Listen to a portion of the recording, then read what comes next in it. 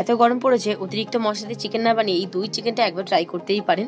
খুব কম মশলা এটা বানানো যায়, আর এই দই চিকেনের স্বাদটা বেশ সুন্দর। গরম গরম ভাতের সাথে খেতে বেশ ভালো লাগছিল।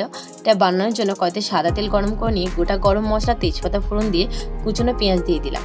পেঁয়াজটাকে হালকা একটু বাদামি করে ভেজে নিতে হবে। পেঁয়াজ ভাজা হয়ে গেলে এর মধ্যে আমরা দিয়ে দেবো আদা রসুনের পেস্ট 1 চামচ মতন। আদা রসুনটাকে বেশ খানিকক্ষণ ভাজতে হবে, 1 মিনিট মতন ভাজলেই হয়ে যাবে।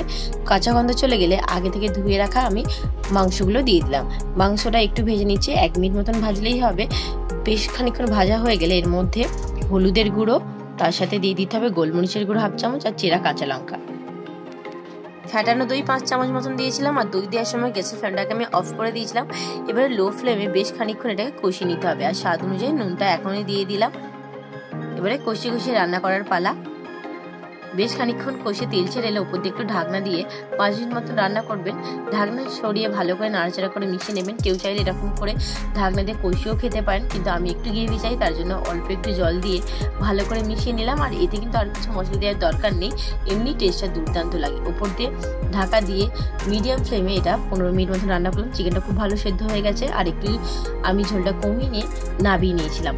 আর উপর দিয়ে গার্নিশিং এর জন্য একটু ধনেপাতা কুচি দিয়েছিলাম। বেশ ভালো লাগছিল খেতে, আর টেস্টটা একটু অন্য টাইপের। আপনাদের রেসিপিটা কেমন লাগলো জানাবেন।